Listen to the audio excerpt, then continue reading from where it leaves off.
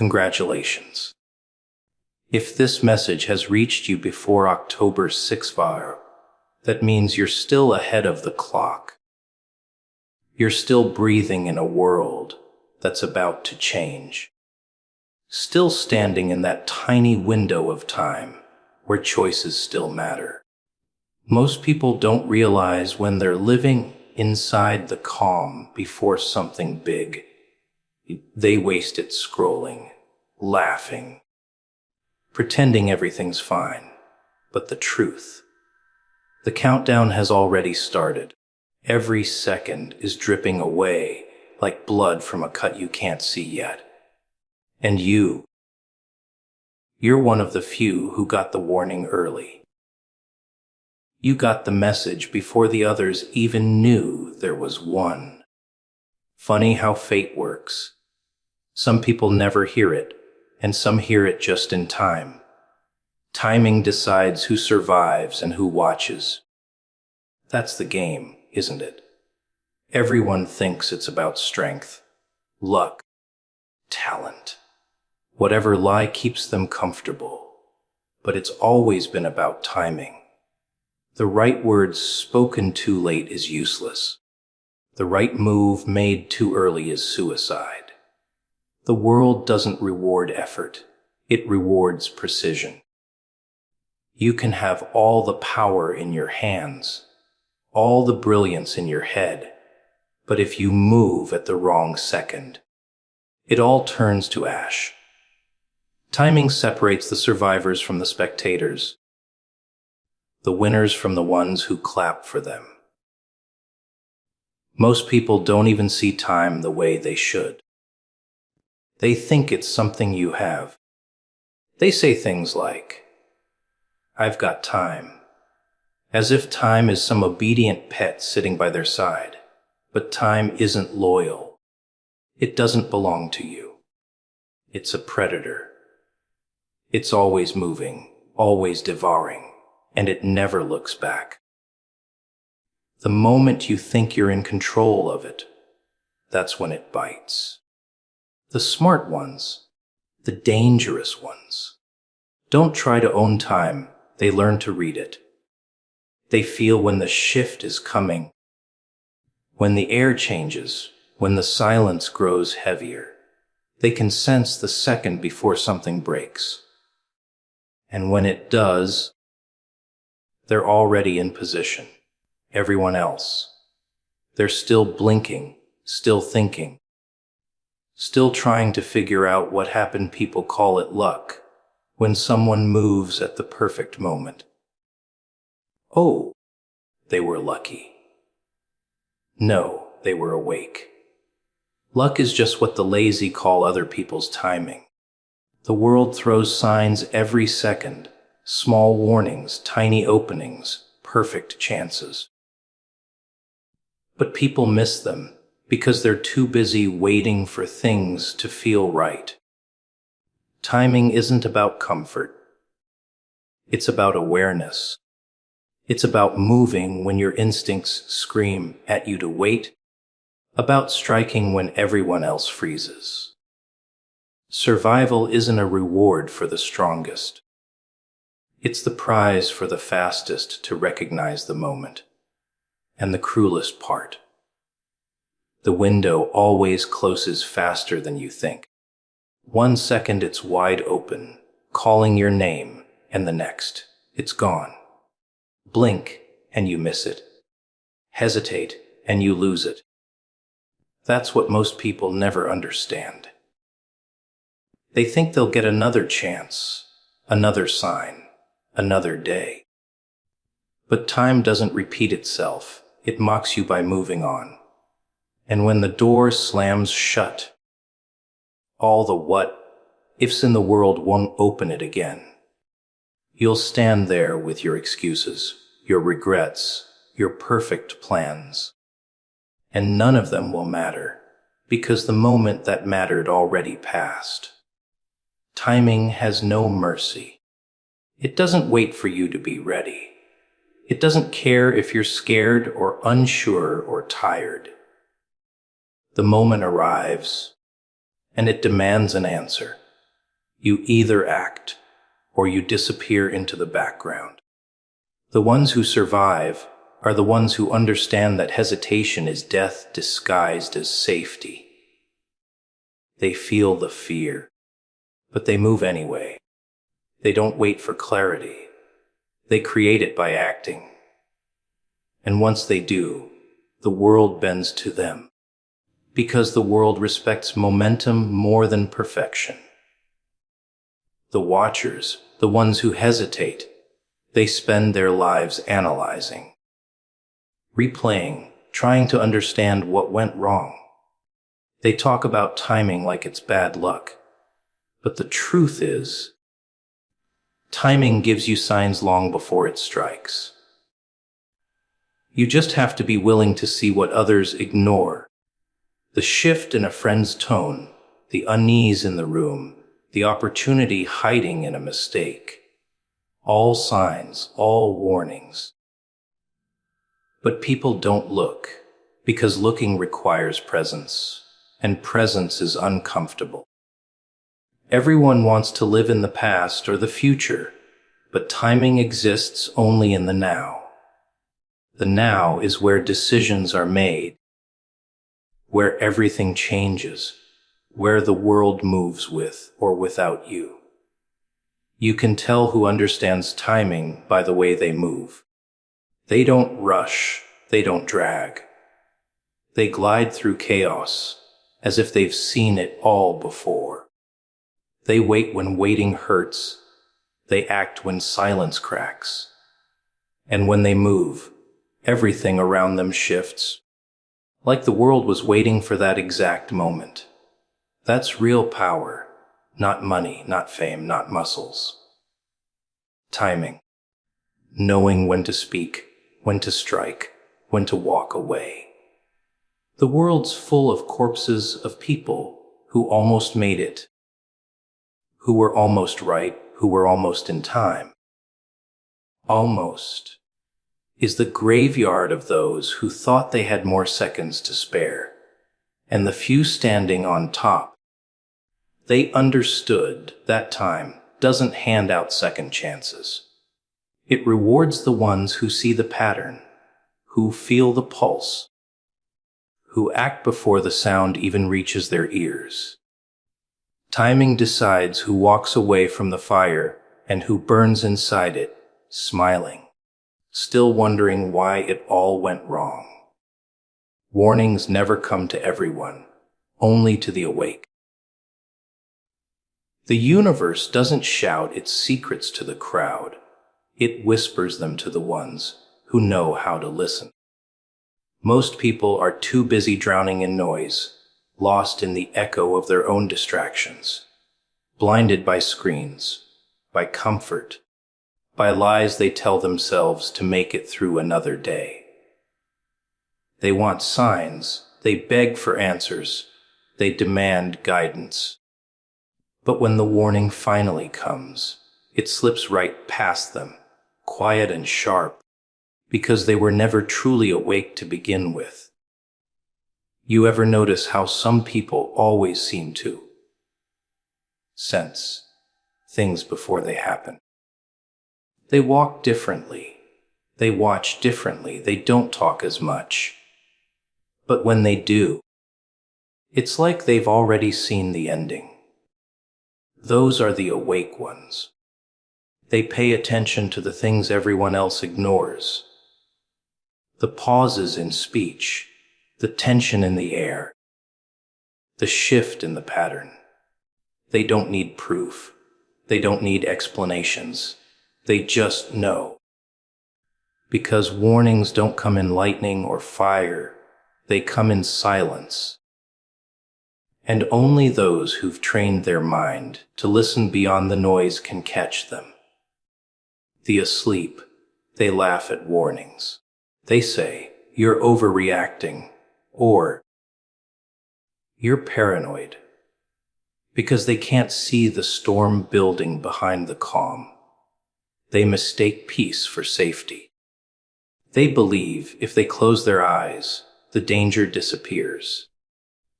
But ignorance doesn't protect. It invites destruction. The warning isn't there to comfort. It's there to prepare. But how can you prepare for something you refuse to believe exists? That's why most people get hit by life like it's a surprise attack. They weren't blind by chance. They were blind by choice. The awake don't wait for disaster to knock. They feel it long before it arrives. They can sense when something in the world goes off balance. They might not have the answers, but they trust the tension. They don't call it superstition. They call it instinct sharpened by pain, by experience, by watching others fall asleep and never wake up again. When the warning comes, they don't question it. They move. They shift. They act while others laugh. And when the smoke clears, the difference between the awake and the asleep becomes painfully clear. The thing about warnings is that they're not meant to be pretty. They don't arrive with comfort or certainty. They come wrapped in unease, in the feeling that something's wrong, even when everything looks fine. It's the way the world tests who's paying attention. The warning isn't the storm. It's the breeze before it, the quiet that feels too quiet, the flicker of doubt that creeps into your gut. The awake feel that, and they don't ignore it. They respect it. Because they've learned that ignoring small warnings leads to bigger disasters. People say they want truth, but what they really want is reassurance. Truth doesn't reassure, it disrupts. It wakes you up, violently, like cold water thrown in your face. And that's why so few can handle it. When a warning arrives, it demands change. It demands that you move, that you break from your comfort, that you abandon the illusion that everything will just work out. The asleep cling to that illusion until it drowns them. The awake, they let go before the tide hits. They don't fight the wave. They ride it. And there's another thing. Warnings don't repeat themselves. They appear once in a flicker, and then they're gone. If you missed it, it's not coming back. You don't get to rewind life to catch the whisper you ignored. That's what separates the watchers from the survivors. The awake are always scanning, always alert, not because they're paranoid, but because they've learned that the universe doesn't owe them clarity. If you want to survive, you have to earn your awareness. The warning might come as a feeling, a dream, a word overheard, a sudden sense of dread. Most people shrug it off. They call it coincidence. The awake call it a message, and that message, once recognized, becomes their weapon. They don't panic, they prepare. They start moving pieces before anyone else knows there's even a game being played. By the time others realize what's happening, the awake are already miles ahead, calm, watching, waiting for the rest to catch up or burn trying. Being awake isn't comfortable. It's lonely. You see too much, feel too much, understand too deeply how fragile everything is. But that's the price of awareness. You can't unsee what you've seen, and you can't go back to sleep once you've heard the whisper. And yet, that's the edge that keeps the awake alive. The warning doesn't scare them. It sharpens them. It reminds them that safety is an illusion, that the world is a game of observation, that only the ones who notice before the explosion get to tell the story afterward. So when a warning finds you, when the whisper reaches your ear before the world falls apart, don't take it lightly. It didn't come to everyone. It found you for a reason. Because not everyone deserves to be warned. Only the awake do. The clock doesn't tick for decoration, it's a threat. Every click, every tiny sound it makes, is a reminder that something is slipping away, something you can't ever get back. People treat time like wallpaper, something that just exists in the background, something you don't have to think about. They wear watches, they hang clocks on walls, they check their phones 1,000 times a day. But none of it means they understand what it's actually saying. That sound, that quiet rhythmic tapping, it's not keeping you company, it's warning you. It's whispering that the world is moving on, with or without you. Every second is a deal. You trade it for something, whether you realize it or not. Some people trade it for money, some for comfort, some for nothing at all. They throw their time away like it's endless, like there will always be another hour, another day, another chance. But the clock doesn't care what you believe. It just keeps counting down. You can ignore it, drown it out with noise. Fill your life with distractions. But time doesn't stop just because you're pretending it's not there. It's patient. It doesn't need to shout. It just waits for you to run out. You ever really listen to a clock in the middle of the night? That sound, that slow, deliberate rhythm, it's alive. It doesn't speed up. It doesn't slow down. No matter how much you beg it to. It's not on your side. It's reminding you that you're temporary. That all your plans, all your dreams, all your excuses are dying 1 second at a time. You think you have control, but you don't. The only real control you have is how you spend what's left. And most people waste that, waiting for the right time. That never comes. The right time doesn't exist. The clock isn't waiting for you to be ready. It's waiting to bury you. The funny thing is, people don't start listening to the clock until it's almost done ticking. When the doctor says, not much time left. When the betrayal finally hits. When the opportunity slips away. That's when they finally hear it. That's when the ticking becomes deafening. Because the sound never changed. They just never cared to notice it before. And by then, it's too late. The threat has already been fulfilled. The time they thought they owned was already spent. The clock doesn't lie. It doesn't play favorites. It doesn't care who you are, how rich, how powerful, how clever. It treats everyone the same. That's what makes it terrifying. You can cheat people, you can cheat systems, you can cheat yourself, but you can't cheat time. It's the one enemy that never blinks, never stops, never negotiates.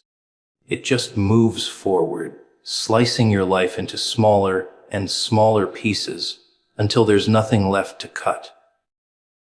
The clever ones, the ones who see the threat for what it is, they don't waste time fighting it.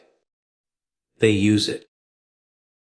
They turn every tick into a warning, every second into a move. They don't wait for things to happen. They make them happen. They understand that every delay, every moment of hesitation, is another piece of life surrendered to the clock's teeth. They live fast, not because they fear death, but because they refuse to let time steal from them quietly. The clock has this cruel sense of humor. When you're young, it moves slow, teasing you with patience. But the moment you start to understand how little you have, it speeds up. Days blur into weeks, weeks into years, and suddenly the future you talked about is already gone. You'll tell yourself you'll start tomorrow, but tomorrow isn't guaranteed. The clock never promised you that. Every second is borrowed. You don't own a single one. People like to say, time heals. No, it doesn't. Time erases. It doesn't fix the wounds. It just buries them under more seconds, until you forget how deep they were. Time doesn't care about your healing, your regrets, your pain. It only cares about progress. And progress isn't kind. It keeps moving with or without you. The ones who understand that don't wait to be ready. They act in the middle of the chaos because they know waiting is just another name for dying slower. The clock doesn't tick for decoration. It's not background noise. It's the sound of your life unraveling, second by second, while you sit there thinking you have more time. You don't. No one does. The clock is a predator dressed like a friend, smiling as it takes everything from you, one heartbeat at a time. People say destiny will find you, but that's a lie told by the lazy, by the comfortable, by the ones who are afraid to move until someone pushes them. Destiny doesn't knock politely on your door and ask if you're ready. It sneaks in, catches you off guard, rearranges your plans, and dares you to respond. But most people don't. They freeze. They hesitate. They wait for a perfect sign, for the universe to confirm that it's safe. Safe. That word again. It ruins more lives than failure ever could. Because while you're waiting for safety, destiny gets bored and walks away, looking for someone with the courage to move in the dark. You see, opportunities don't shout. They whisper. They don't show up dressed in gold. They look like problems, like pain, like endings. That's why most people miss them. They think destiny comes with applause, with certainty, with a guarantee of success. But destiny shows up as loss, heartbreak, rejection, humiliation. It shows up when everything falls apart and you're forced to choose between staying broken or rebuilding from the ashes. And in that chaos, that's where you find out who you really are. There's a moment, somewhere between the fall and the rise, when everything feels impossible. That's the moment destiny watches you closest. It's not about how loud you scream, how much you cry, or how deep the pain goes. It's about one thing: do you move? Do you take a step when the ground beneath you is shaking? Do you speak when your voice trembles? Do you act when fear tells you to wait? Because destiny doesn't care about your comfort. It's testing your conviction. The ones who make it, they don't have some secret power. They just stop waiting for permission. They stop expecting the world to make sense. They stop trying to predict what's next and just dive into it, no matter how ugly, how uncertain, how cruel. Because deep down, they understand something others don't. Hesitation is the enemy.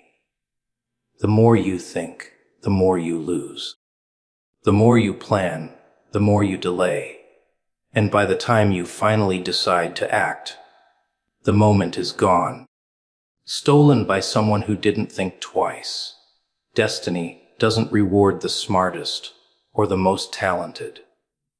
It rewards the bold, the ones who jump before they're ready, the ones who risk looking foolish, the ones who are willing to be misunderstood, mocked, doubted. Because destiny loves chaos. It loves to see who can move through the storm without losing focus. It hides behind uncertainty, waiting to see who has the nerve to walk through it anyway. Most people wait for clarity before acting. But the truth, clarity only comes after you move, not before. Have you ever noticed how life seems to test you right before something changes? It's almost cruel, isn't it? Right before the breakthrough, everything falls apart. You lose people, you lose peace, you lose control. That's not punishment, it's preparation. It's the universe stripping away everything that's too small for the next chapter. But you don't see it that way when you're in it. You see it as betrayal. You call it unfair. You want to quit. That's exactly what the test is designed to do, to see if you'll surrender before the door opens. The irony is, destiny doesn't care about your timing. It doesn't wait until you're ready. It doesn't care if you're tired, broken, scared, or uncertain. When it's time, it's time. And if you don't answer, someone else will. You'll watch someone else live the life that was meant for you, simply because they had the nerve to move when you hesitated. And you'll tell yourself it wasn't meant to be. But deep down, you'll know the truth. It was. You just didn't move fast enough. There's a trap in thinking you'll get another chance, that you'll recognize the moment next time. But life doesn't recycle opportunities. It replaces them. The ones who act become unrecognizable in a year. The ones who wait stay stuck in the same place, telling the same stories about what they almost did. Almost. That word is the graveyard of potential. The world is full of people who almost became something. They almost tried, almost changed, almost listened. But almost doesn't count. Destiny doesn't reward almost. So, when the moment comes, and it always does, you'll feel it before you understand it. That strange pull in your chest. That restless energy, that whisper telling you, now, don't overthink it. Don't ask for proof. Don't ask for signs. That feeling is the sign. That discomfort is the call. Because destiny doesn't announce itself with trumpets. It slips in quietly, disguised as chaos, daring you to see through the confusion and act anyway. If you hesitate, it moves on. If you answer, it changes everything. People keep thinking the world will give them a warning before it breaks them. They think there'll be a sign, a signal, something obvious telling them it's time to change. But the truth, the world doesn't warn you, it just hits you. One day, everything feels fine, and the next, you're standing in the ruins of what used to make sense. That's the moment most people panic. They scramble, they beg, they blame. But the ones who truly rise, they don't waste time crying over what collapsed. They look at the pieces and start building something new, something stronger, something untouchable. Because destruction isn't the end. It's the beginning of clarity. When the storm comes, you can't reason with it. You can't beg it to pass quietly. It doesn't care about your comfort or your plans. The storm's job is to strip away illusions, to expose the truth, to show you who's real and who was only there for the calm weather. People hate storms because they reveal too much. They show you the fragility of everything you trusted. The fake friends, the shallow love, the fragile confidence built on convenience. But that's the point. You can't step into power carrying dead weight. The storm clears your path for you, violently if it has to. Pain has a funny way of teaching you discipline. It doesn't whisper, it screams. And every time it hurts, it's asking you one question. Are you listening yet? Most people don't. They cover their ears with distractions, noise, fake smiles. They tell themselves it's fine, that it's temporary. But you can't heal in denial. You can't find peace pretending you're not bleeding. The moment you stop running from your pain, you start learning from it. That's when transformation begins. Not when things get better, but when you stop pretending they're fine. They say time heals everything, but that's another lie for the weak. Time doesn't heal, it hides. It buries the wound under routine, under noise, under fake laughter. But the wound stays there, waiting, rotting, whispering reminders at night. Healing doesn't come from waiting. It comes from confronting. You have to face the darkness that broke you, stare it in the eye, and take back what it stole. That's not easy. It's brutal. It's lonely. But it's necessary. Because if you don't, the pain will own you. It will control how you speak, how you love,